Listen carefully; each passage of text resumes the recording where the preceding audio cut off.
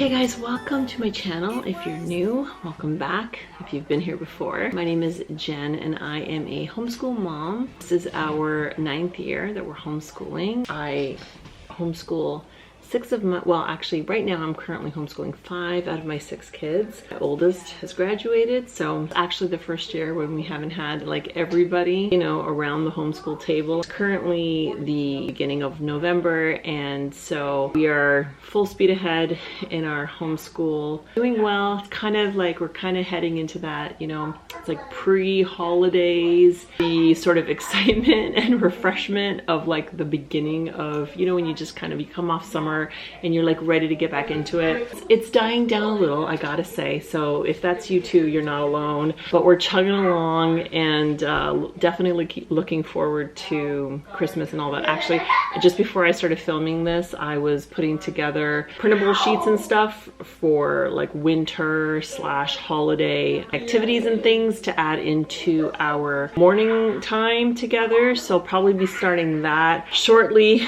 So very exciting things. But today, what I thought I would talk about in a nutshell, how I plan like day to day or week to week when we are already in the swing of homeschool. So not the, you know, pre-homeschool planning for the year, keeping track of what my kids are doing, where they're at in various subjects and notebooks, tests, quizzes, assignments, things like that. I utilize a system. By the way, this is not complicated, so this is probably not going to be a very long video, but I utilize sort of like the whole reverse planning method, which is basically where you plan, or you fill in your planner sort of as you're doing the things or just after you've done the things and completed them. So when I first started homeschooling, I was all about the whole, you know, like pre-planning days in advance, weeks in advance, in terms of like what pages they were on in certain notebooks, what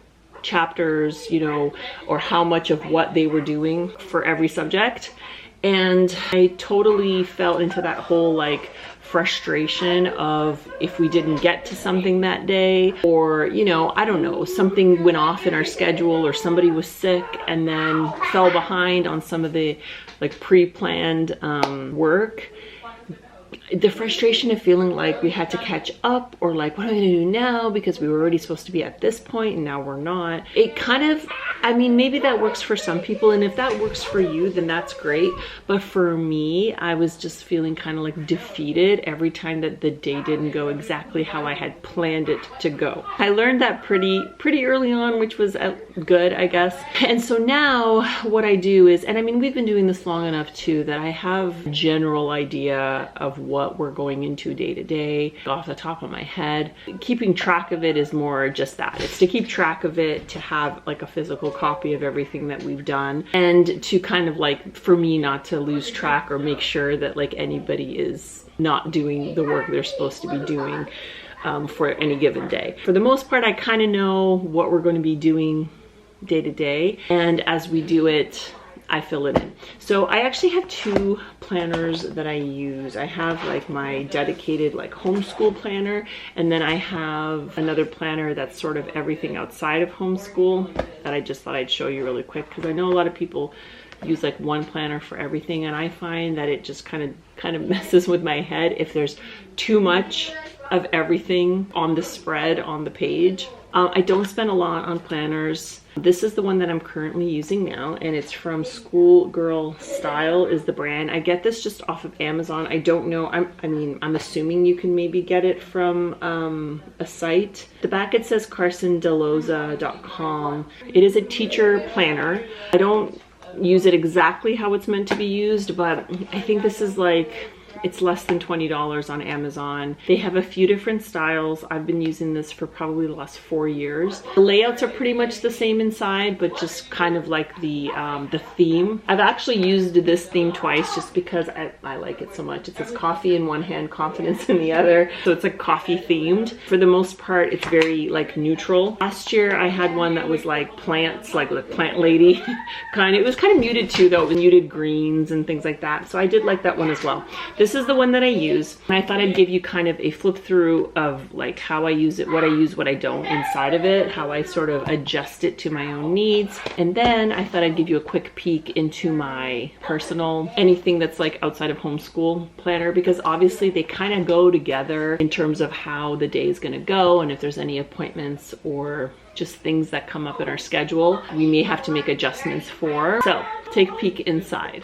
Okay, so I'm kind of doing this upside down for me. Hopefully I won't mess it up too much. But like I said, this is the front cover of the one that I have chosen to use. I'm not going to show you, well, I guess I can. I have to kind of cover it up. But this has the sort of this planner belongs to situation where you can fill in your information. I do have like our name at the top. This is not specific to like homeschooling. This is just like a teacher planner. And then we have all these sections here. And as you can see, I have left them blank because I have no use for them. In the past, I have filled in passwords and websites. Now we kind of utilize the same ones and I just sort of know them. I don't have to look them up. I don't fill them in just for the sake of filling them in. Then you have like a contact page where, again, I don't need this, but I'm just showing you guys in case you're interested in that. I know it might seem like there's a lot of useless pages, but I still feel like there's value in what you get for how much you pay for this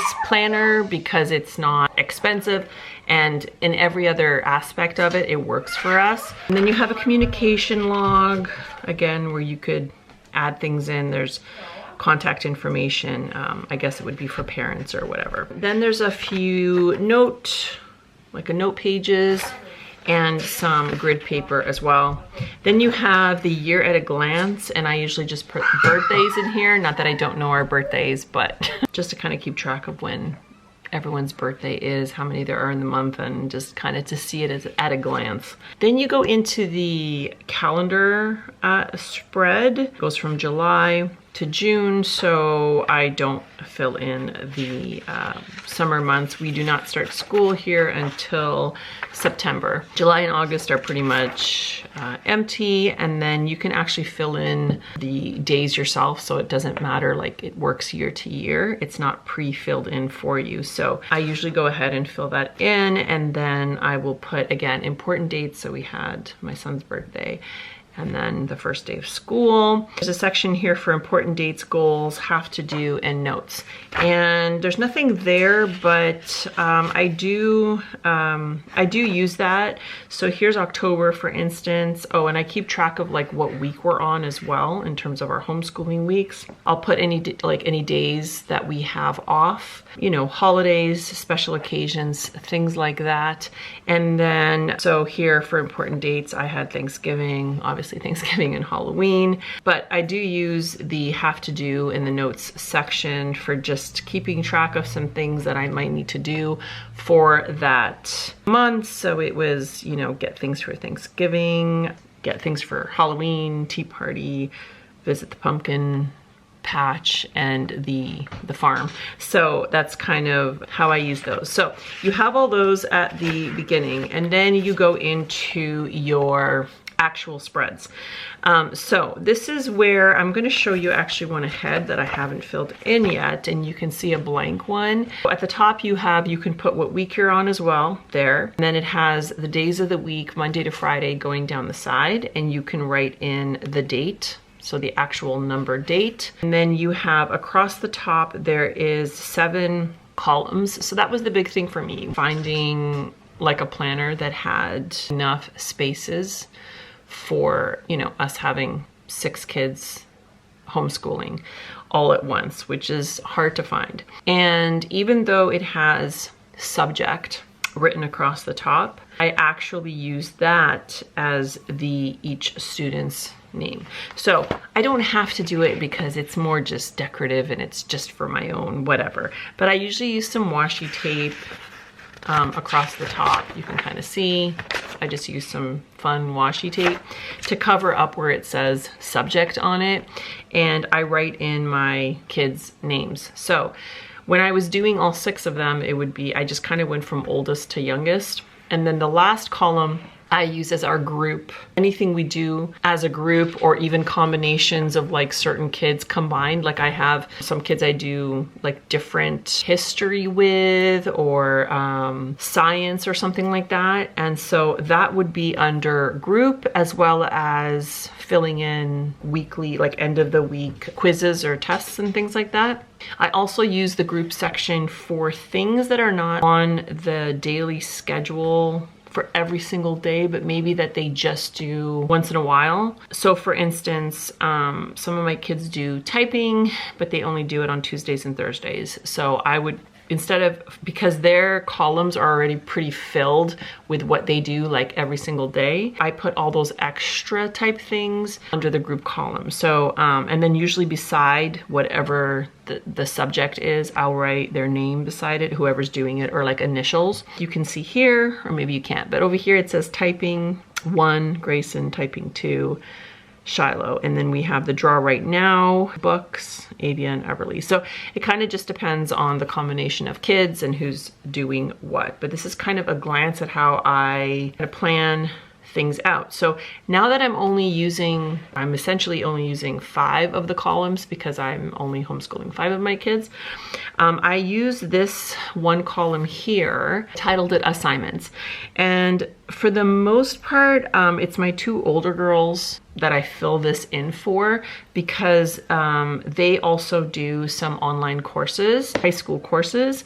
And so they will have certain assignments and tests and things that they have to do for those courses, predetermined by like each individual class. I will use this column to keep track of when they have certain things due or what they're working on. Usually what I do is I check in with them on Mondays and Fridays to check in on work that I'm not personally teaching them, anything that they're doing like online, kind of get an idea of where they're at, what they're going to be working on for that day and for the week. And again, deadlines for different assignments and different things like that. So yeah, so I go from my oldest all the way down to my youngest, and then we have assignments for their high school courses and group work. But when I was talking about sort of planning after the fact, I will plan. So I think what I'm going to do actually is I'm going to show you guys, because I haven't planned for, well, I started a little bit of tomorrow's, but I'm actually going to turn this around. So I know that there's certain things everybody is doing every single day. But the reason why it helps me to not get too far ahead is because if something didn't get done today, for instance, then I haven't even written it in yet. And I can just know that we didn't do it, we didn't get to it. Or, you know, maybe there might even be like a math lesson or a language arts lesson that I do with one of the younger kids. And I may find that maybe, okay, we were supposed to do a certain amount of pages, but maybe it was something a little more challenging. Maybe it took a little longer than I thought it was going to take. And so I may split it in 2 and not do the complete lesson in one day. I might do half of it today, and maybe I'm saving the other half for tomorrow. Instead of having to go in and adjust everything and erase everything or whatever, or to look at it and say, oh, we didn't get it done. It's like I'm filling it in as we go or at the end of the day. Usually what I'll do though is during the day, as we're accomplishing things, I'm in here filling stuff in. So after we've done it, I write in the page numbers, or I write in what chapter it was, what unit it was. For instance, Everly, my youngest, she does devotional and journal every day. She does her morning binder every day. That's pretty much just every day. So then for Explode the Code, I would write in what pages she did today. For her writing, she was working on the word bed. For the Good and the Beautiful math, I would write. And the other thing too is, like today, for instance, she did 2 math lessons just because they were so quick and she was into it and enjoying it. So we went ahead and did 2, and I wrote that in after. So anyway, so that's kind of basically how I do it. And it just, like I said, I know what everyone is supposed to be doing, but it just saves on the feeling of like, oh, we didn't get that done, didn't get to that, because I can just write it in the next day. Really, for me, it's just about getting certain things done by the end of the week. Another example of that is today. Normally we will do history in 2 different parts. We'll do the first half on one day, either on a Monday or a Tuesday. Second half we'll do the next day, and then the third day we do sheets, any of the sheets that come with the activity book, and then there's a test on Friday. Today was kind of hectic because we had dentist appointments and classes, and I had to drive my oldest to work. It was just kind of a hectic day. So I ended up getting to part 2 history with my oldest daughter, Finley, because we're on a different book. But with my younger 2, we did not get to do part 2 history. So I didn't even have it written in. I just moved it to tomorrow. So tomorrow is Thursday, and I've already written in that we will be doing part 2 of history, as well as, and I'll just incorporate in that, I'll just incorporate the history sheets. I'll print them out tonight, and then we'll just do that tomorrow. For my oldest daughter, she'll be doing her devotional and then her wordly wise, and she's on chapter 8 or unit 8, whatever you call it. I just put WW for wordly wise 8, and she's doing 8D. So 8D tomorrow, and then Fix It Grammar as well. She'll be doing day 4 for Fix It Grammar. And then for her online stuff, she's working on English, phys ed, art, and physics. And I just roughly write that in. It's, like I said, on the assignment part is where I'll write in if she's working on something that needs to be handed in, or studying for a test or an exam or something like that. So that would basically be the same thing for my second oldest daughter. For my son, he's in grade 7. He does devotion and journal. He would be doing wordly wise 5D, also reading, his personal reader. Spelling, he's supposed to be on 7D. Fix It Grammar. Now, I know I said that I don't like go ahead. I sometimes will do this just the night before, because I already know what, like, for the most part, I know if tomorrow we have anything on the go, and I know we don't. So I know that this is going to be fairly easy to accomplish. Teaching textbooks, and then The Good and the Beautiful, lesson 37. And again, I can pretty much fill this in like one day in advance if I want, because I already know what we were able to accomplish today. And then his grammar. But aside from that, like you can see, well, I've added in grammar down here just because the way we break up the grammar book, it's kind of weird. I do this more just to keep track of myself. Otherwise, I don't even know what he's supposed to be doing unless I write it in ahead of time. But I keep everything else blank. Like literally, I keep everything else blank aside from the group time. I already have that in because I know what we have to make up from today and what we have to add on tomorrow. I just lost the tip of my pencil. So I hope that makes sense. I think like I've pretty much covered day to day. And then again, I would write over here in the margin anything that I have to account for on any given day. So hopefully like that wasn't too confusing. But again, I've completely converted from the plan weeks and weeks in advance. Yeah, once we've started school and we've kind of gotten into the rhythm, we've used any new curriculum that we haven't already used, because a lot of the stuff we're just carrying over. We use a lot of the same curriculum that we just continue to use because we like it. And so I already know how to fit that into our schedule. I don't really have to think about it. I already know how many days a week we're going to do it and how much of it we're going to do. If there's anything new that we're adding in, usually after about the first 2 weeks, I'm pretty cemented in how it's going to fit into our schedule. And then it's just a matter of like keeping up with it. But I don't really have to go ahead and spend however long sitting here going through every single book and writing out every single page weeks in advance. That's just what works for us. It's the fastest, it's the easiest, it's the least amount of adjusting and changing things. And again, if you're interested in this, it's off of Amazon. I guess I didn't show you the back. There is a part in the back for you to put student names, like student checklist, I guess for like attendance. We don't have to worry about that here. Like I don't have to keep track of attendance or days, like how many days we do things. So I don't use that, but you can do that if you wanted or you need to wherever you live. There are also some stickers, which I actually never use, kind of because I kind of forget about them. I just don't, but they're pretty nice. Like there's month stickers, so I guess you could put them, because I usually just write the month in, like week to week, but I guess you could do that. I just don't. Now I'm like, why don't I do that? But anyway, and then little extra stickers for highlighting certain things or whatever, and then express yourself. That's, yeah, this is what I use. Again, it's less than 20 bucks and it's just what I need. It's not really frilly. It doesn't have a lot of bells and whistles, but it does the job and it's what I've been happiest with. For my like personal planner, again, I do use this in tandem, I guess, with my homeschool one because like I said, I write in the margins of my homeschool one a general idea of what is coming up that week, but this is the one that I use for times, dates, you know, all that kind of stuff. So actually this is the new one I got because I'm almost done. One I'm actually using. So this is the Sweetser and Orange brand. This is the one I'm currently using. They're so cute though, aren't they? They're like so colorful. I went with this pattern this time, but the layout inside is completely the same. Again, it's just super simple, which is what I like. And it mostly has like what I'm going to use. There's not a lot of stuff in here that I don't want to use. With this one, I'm trying to think. So here's an idea of like how I would, can you see that? How I would have filled it in. I will show you that I use these. These are just the two colors I tend to use because they matched. They matched the colors in here, but I have like a whole bunch of them and they are the Papermate Flare. The Papermate Flare. They come in a bunch of colors though. There's a whole bunch. Green, purple. Yeah, and purple.